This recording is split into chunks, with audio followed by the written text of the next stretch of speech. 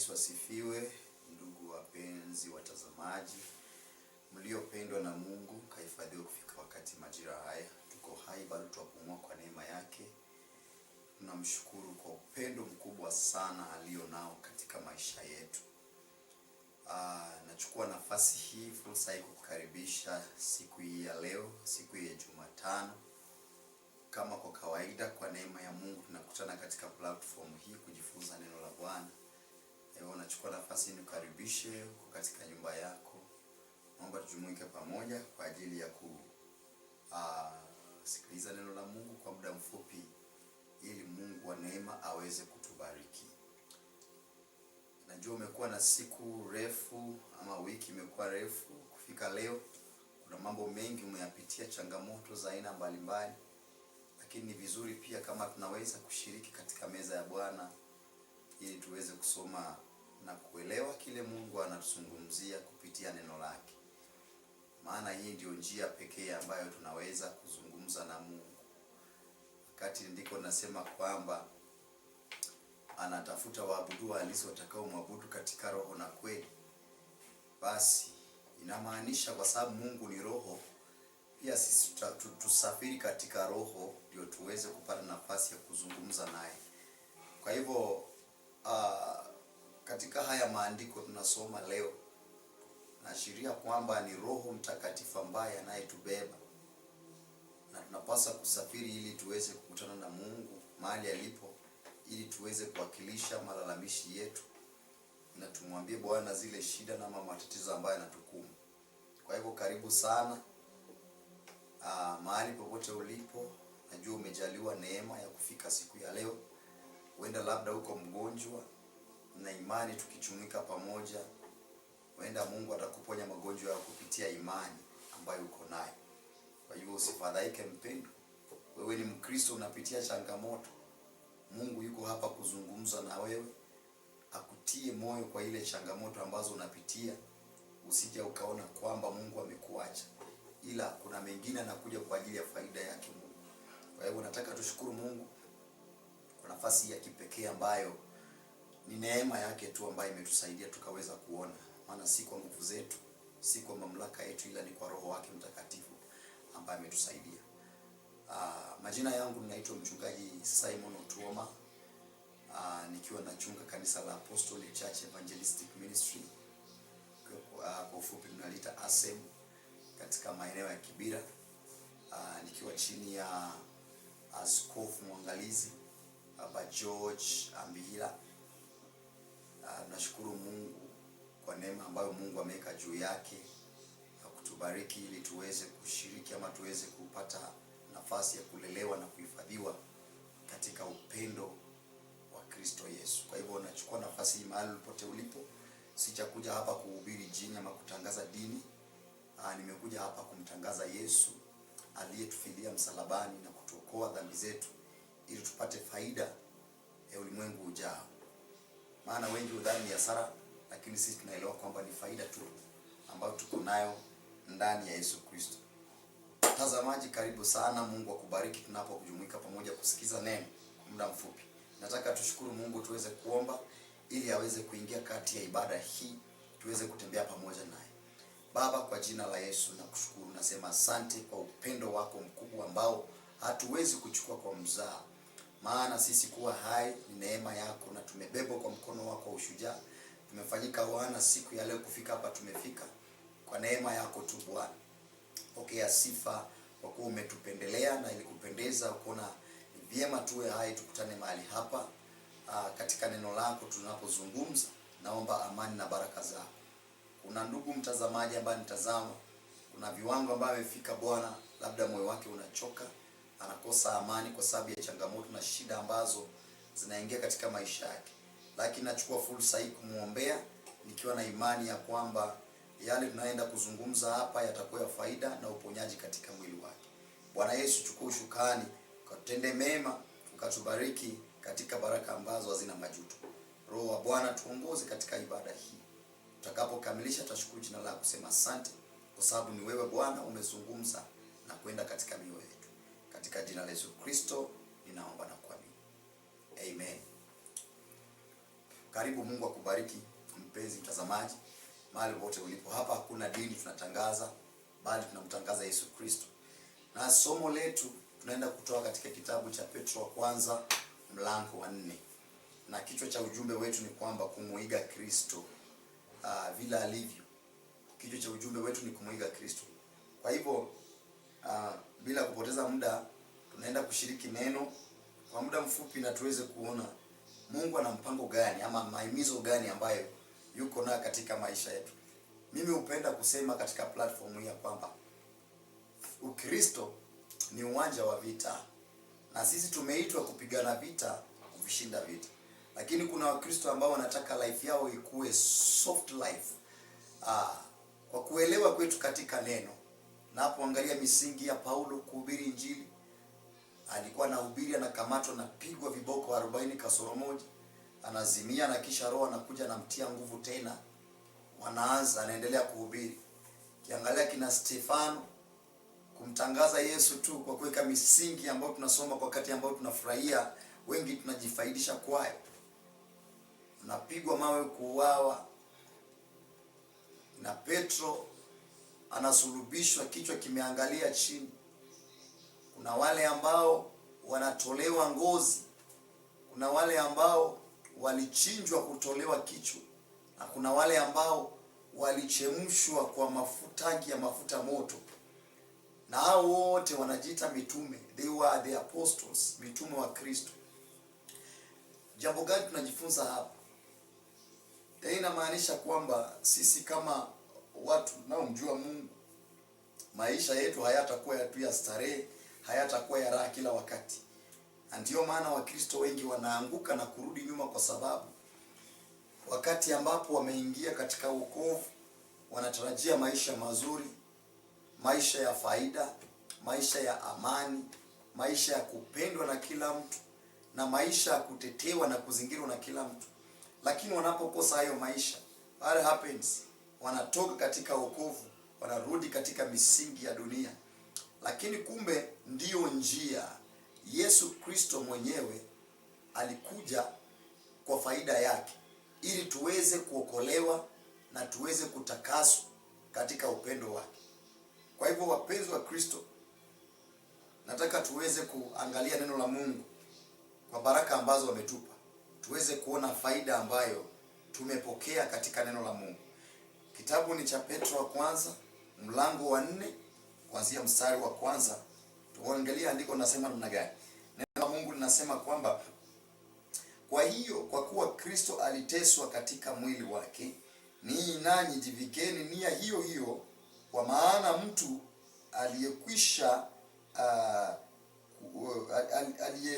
aliyekwisha kuteswa katika mwili ameachana na dhambi. Kwa hiyo huishi maisha yake yaliyobaki ya kuishi hapa duniani kwa tamaa mbaya za wanadamu, bali anaishi kwa mapenzi ya Mungu. Maana wakati uliopita umekwisha kutumia muda wa kutosha katika maisha yenu mkifanya yale ambayo wapagani hupenda kutenda, wakiishi katika uasherati, tamaa mbaya, ulevi, karamu za ulafi, vileo, ngoma mbaya na ibada zichukizazo za sanamu. Basi mpenzi mtazamaji au msikilizaji, hapa neno linaanza kwa kutueleza kwamba Kristo Yesu aliteswa katika mwili wake, na tumeambiwa sisi tunaomfuata tujivike nia hiyo hiyo, kwa sababu ndiyo njia, hamna shortcut. Kwa hivyo mapenzi ya Mungu ni kwamba sisi tuweze kuelewa Yesu Kristo ndiye Mungu aliyekuja katika mwili, katika umbo la mwanadamu, ili kuweza kuyavaa mapenzi ya binadamu, ateseke kama mwanadamu wa kawaida.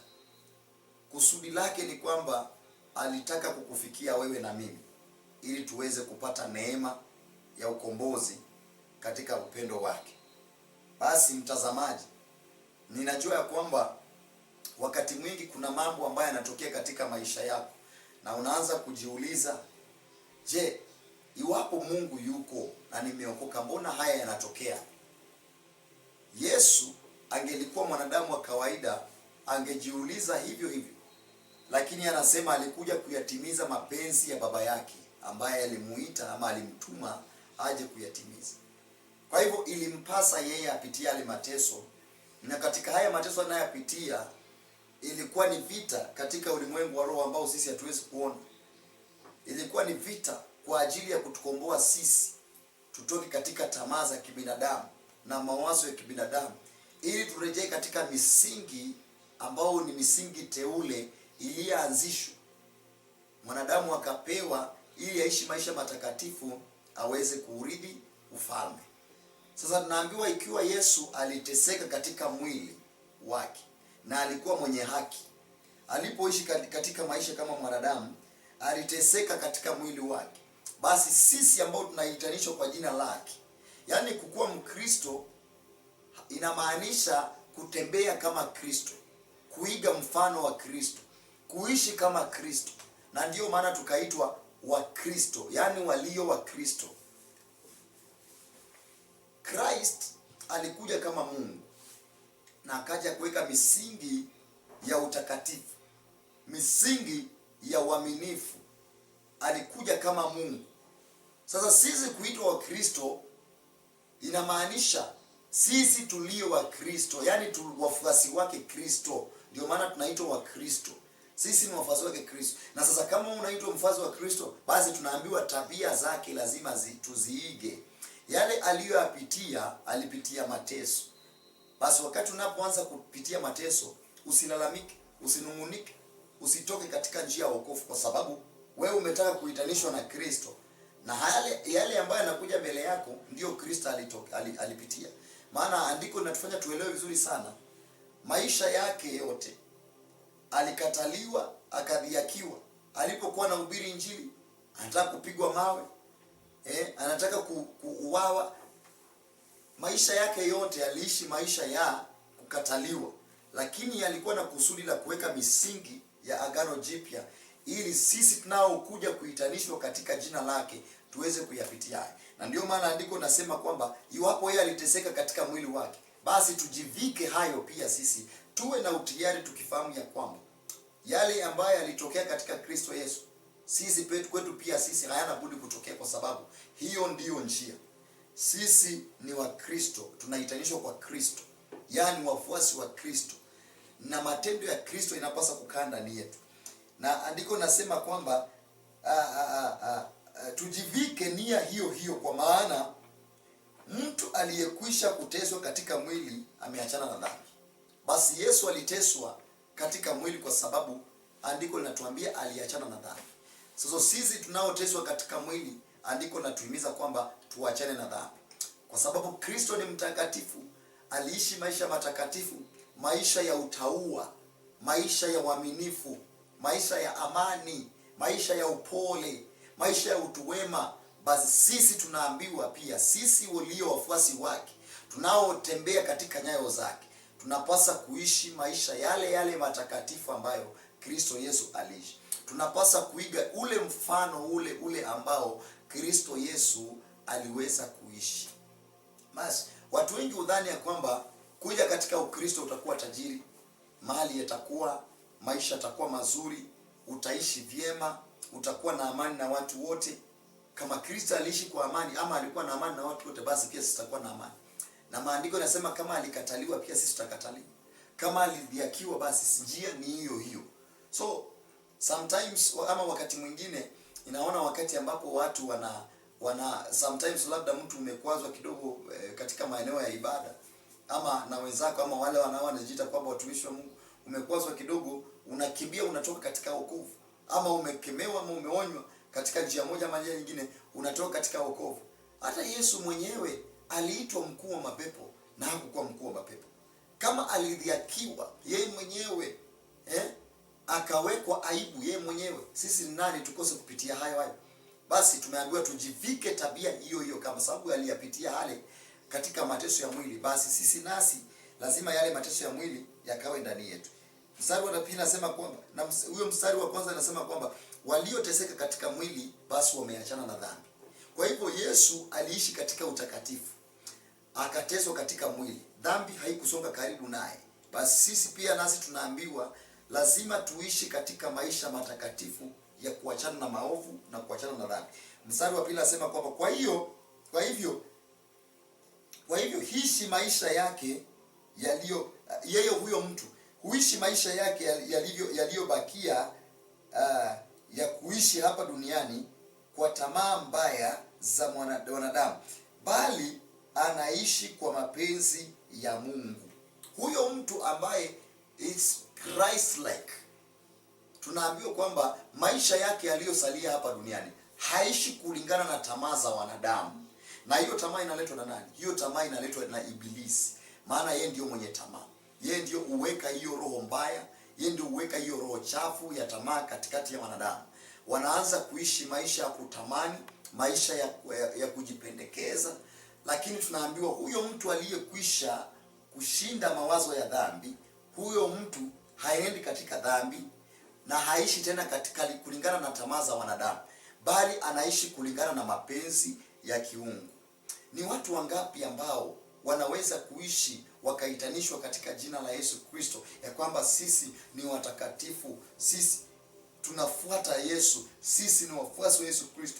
Haya maisha tunaishi hayana lawama. Haya maisha tunaishi yako na mwelekeo wake unaongozwa na Yesu Kristo. Andiko linatuambia vizuri kabisa, huyu mtu ambaye anaitanishwa katika jina la Yesu Kristo ni mtu aliyeacha dhambi, mtu aliyeacha tamaa, na anaishi maisha si kulingana na mawazo ya kiubinadamu, bali anaishi kwa mapenzi yake Mungu. Mstari wa 3 unasema kwamba maana wakati uliopita mmekwisha kutumia muda wa kutosha katika maisha yenu mkifanya yale ambayo wapagani walipenda kutenda, wakiishi katika uasherati, tamaa mbaya, ulevi, karamu za ulafi, vileo, ngoma mbaya na ibada zichukizazo za sanaa. Hiyo ndo mambo ya watu wa dunia waliopenda kuishi. Sasa wakati tulipokuwa hatujaokoka, tulikuwa tunaishi katika mambo kama haya, tulikuwa tunaenda katika njia kama hizo, lakini tumeambiwa tunapasa kuepuka nazo, kwa sababu sio njia yetu. Njia ya Kristo ni njia ya utakatifu na njia ya uaminifu ambayo imetetewa kwa kulipiwa gharama ya bei ghali kwa damu ya Yesu Kristo. Kwa hivyo tumeambiwa sisi walio wafuasi wa Yesu Kristo tunapasa kuelewa kabisa kwamba kazi ambayo Mungu ametupatia ni ya kuhakikisha kwamba utakatifu unaenda viwango vya juu, kumjua Mungu kunaenda viwango vya juu, kutetea injili na toba ya msalaba inaenda viwango vya juu.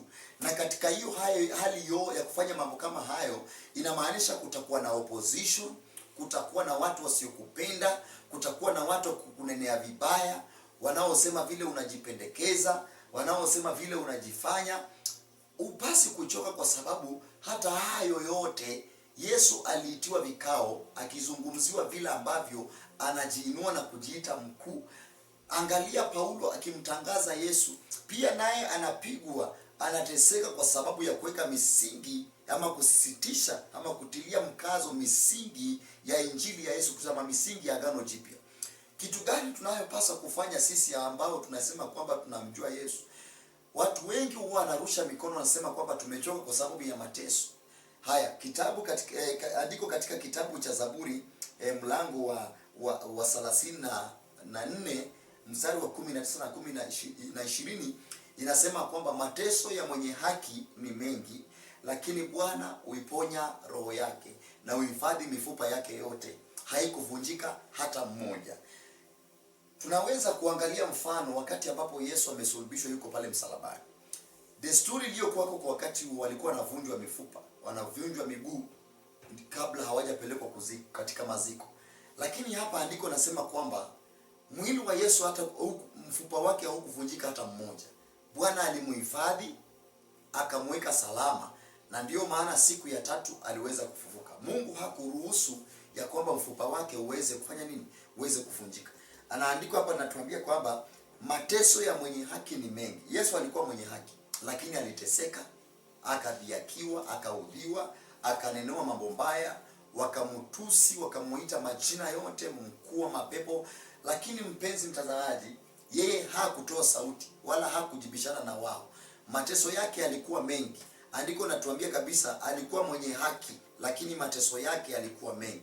Wewe kama wewe ni mwenye haki, tarajia mateso kuwa mengi, kwa sababu katika yale mateso tunapata ufahamu wa kujua, ama tunapata ujasiri wa kuwa na mahusiano ya karibu na Mungu, kwa sababu hiyo ndio njia aliweza kupitia. Sisi nasi tunapaswa kufuata nyayo zile zile. Basi ikiwa mateso ya mwenye haki ni mengi, wewe usitarajie yako kuwa mazuri.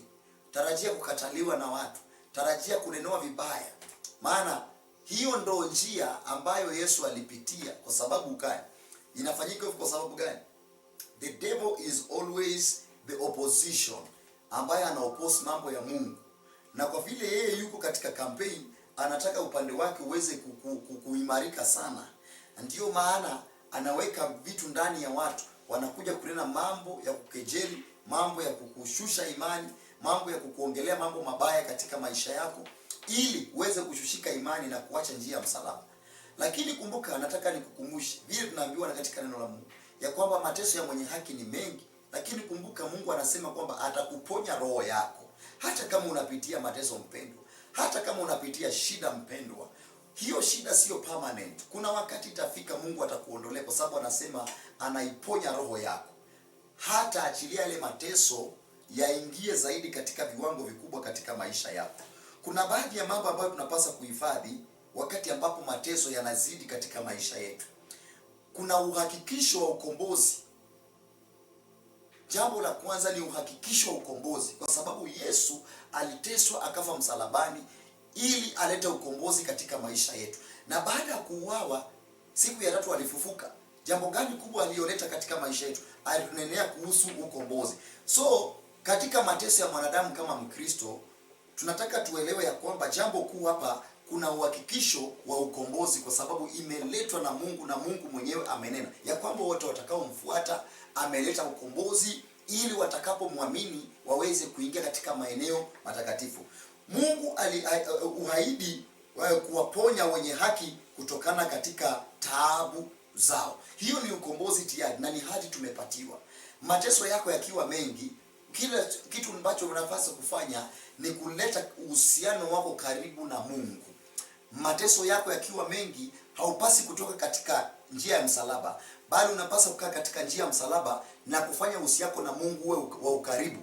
Basi kuna ahadi ya ukombozi katika mateso ya mwanadamu ambaye anamjua Mungu. Jambo la pili, anasema kwamba Mungu uhaidi kuponya wenye haki kutoka katika taabu zao. Yale mateso uko nayo, hizo taabu uko nazo, hizo shida uko nazo, I'm here to encourage you and tell you that is not permanent. Kwa sababu ni sauti ya Mungu inasema kwamba kuna uhakikisho ukombozi wakati ambapo umejua njia ya msalaba na njia ya ukweli. Jambo la pili ni kwamba katika mateso yako kama mwanadamu, katika njia zako kama mwanadamu, mateso yanapokuwa mengi, tunaambiwa kabisa ulinzi wa kiungu uko pamoja nasi. Mungu anakulinda na anakuponya wewe, anakuepusha na kutokana na mitego na mishale ya mwovu shetani. Sasa ulinzi wa Mungu ni hakikisho katika maisha yako wewe kama mtu ambaye unamjua Mungu, na kama mtu ambaye unaishi maisha ya utakaso, maisha ya baraka, maisha ya amani. Tunaahidiwa ulinzi wa Mungu.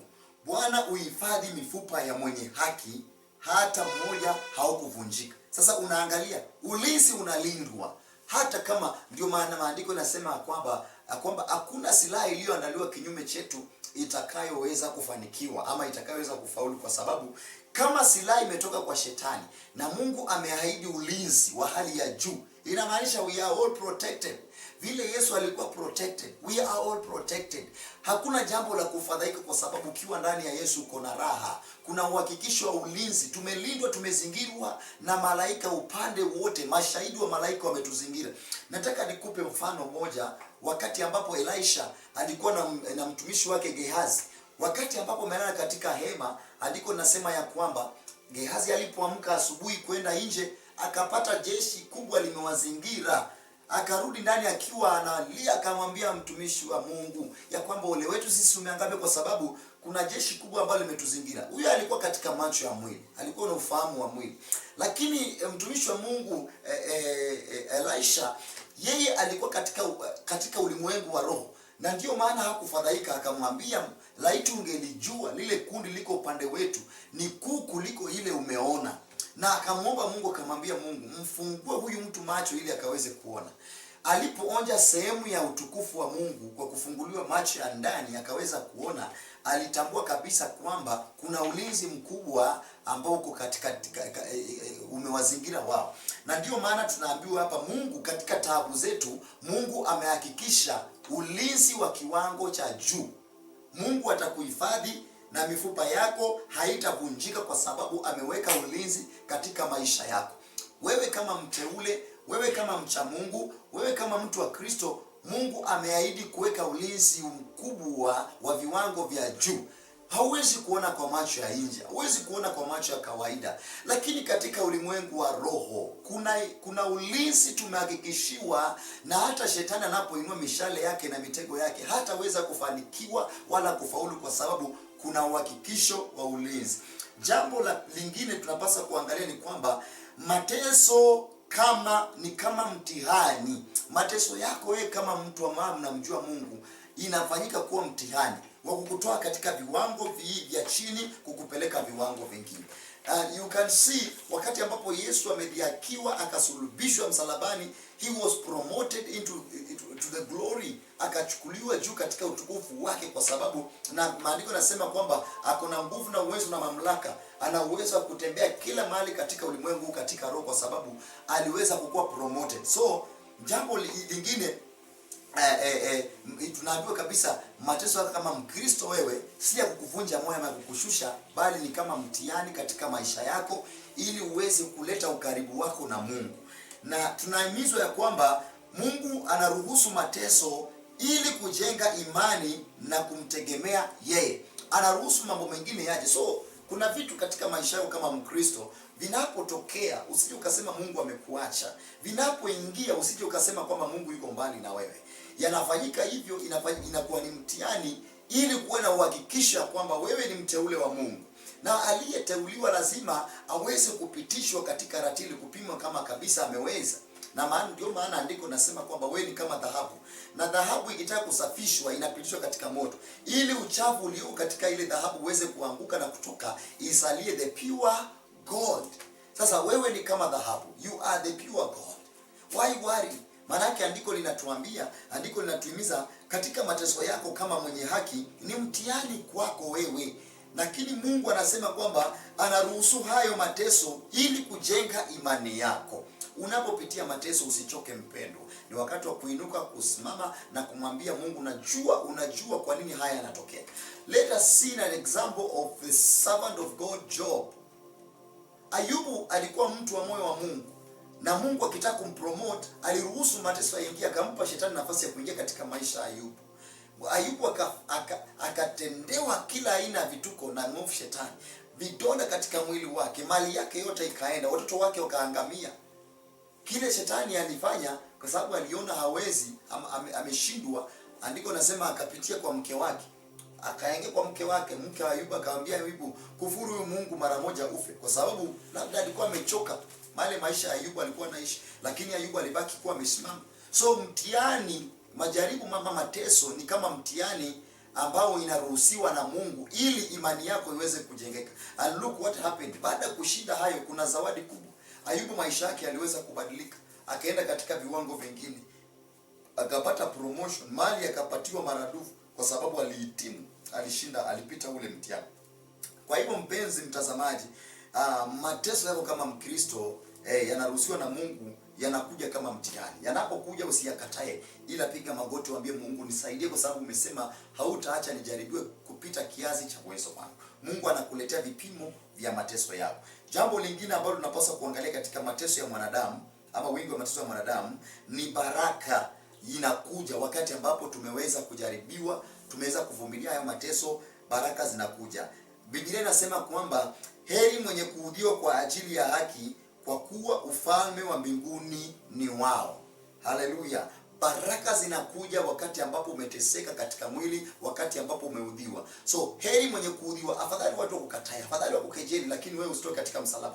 Usiache kuhubiri kwa sababu watu wamekunena. Usiache kufanya kazi ya Mungu kwa sababu mateso yamekuwa mengi. Ni wakati wa kusimama, kwa sababu maandiko yanasema kwa kabisa, heri mwenye kuudhiwa kwa ajili ya haki, maana ufalme wa mbinguni ni wako. Hiyo ni ahadi tumepatiwa, wapendwa. Hiyo ni ahadi tumeahidiwa bila tashwishi ama bila complaint. Ni ahadi tumeahidiwa kwamba wewe ukiudhiwa kwa sababu ya haki ya Mwenyezi Mungu, basi uzima wa milele ni wako. Hayo ndio mambo tunaangalia wakati tunasikia kabisa mwanadamu ama yule anayemjua Mungu lazima apitie katika hali ya mateso. Kuna jambo lingine wakati tunapopitia katika mateso, ni kutembea na Mungu. Yaani kupata experience na Mungu wakati tunapopitia katika mateso. Ni kupata experience na Mungu. Mungu yu karibu na waliovunjika moyo na kuwaokoa. Hivyo ndio maandiko yanatuambia.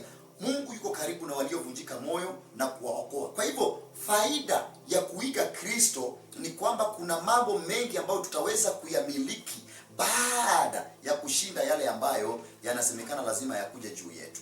Hiyo ndio faida tutakayoipokea wakati ambapo tumeweza kuhitimu, kwa sababu kuna viwango.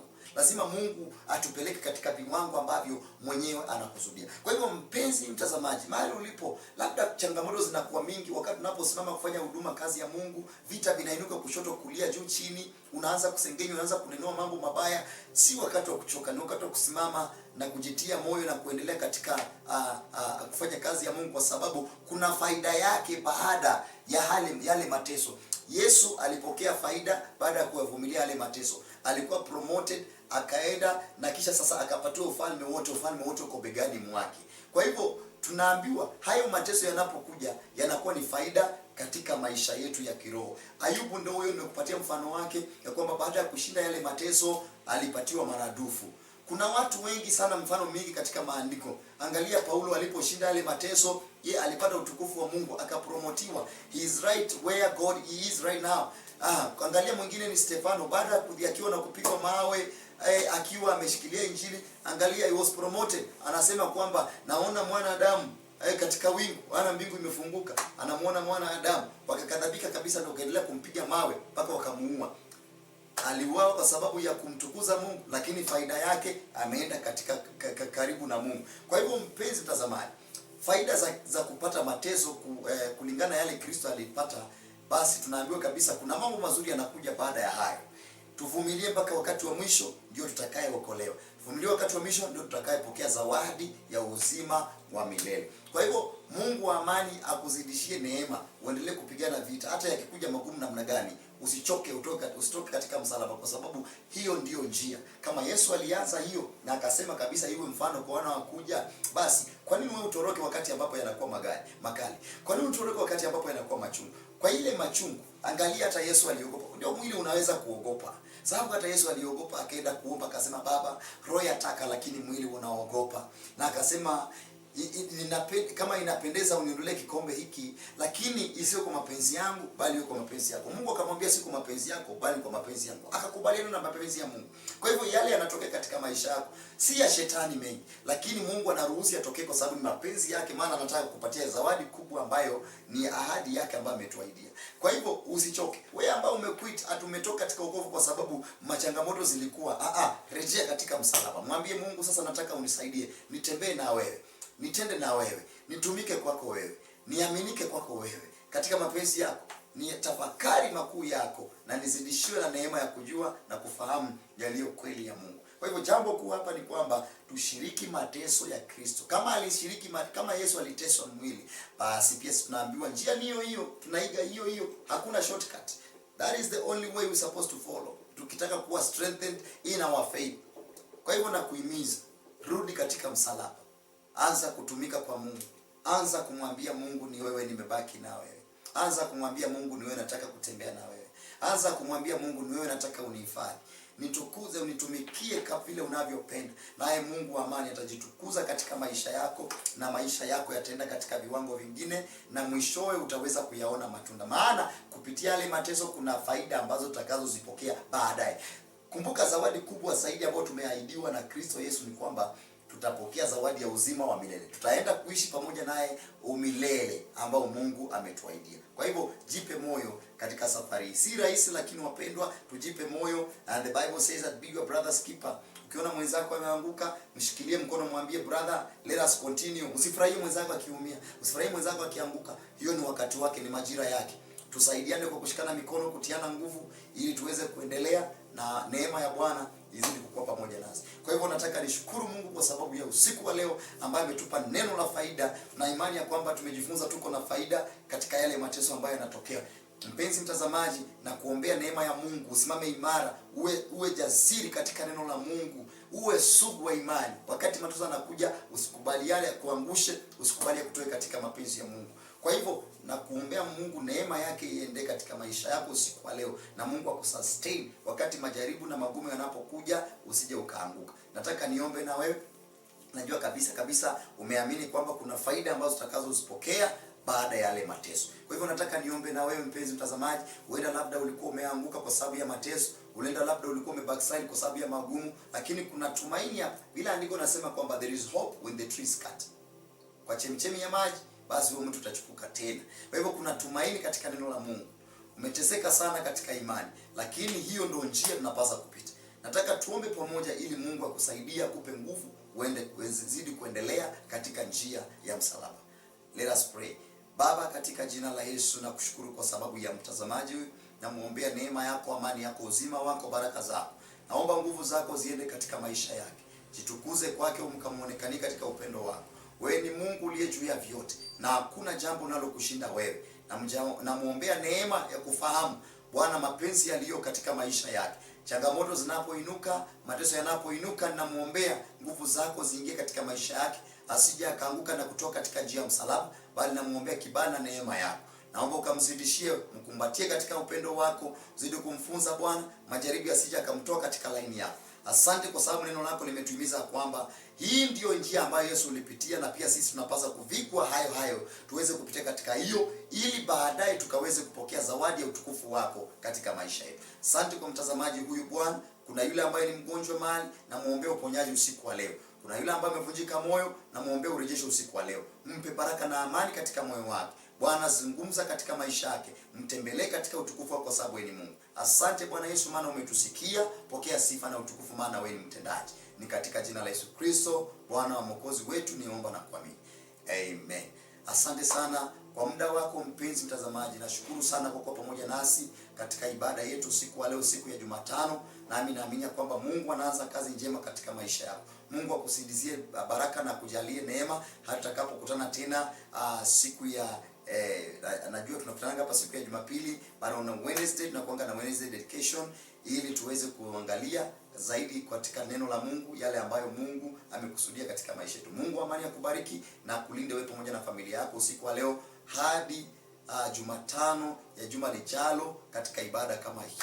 Mungu amani akubariki, uwe na usiku mwema. Shalom.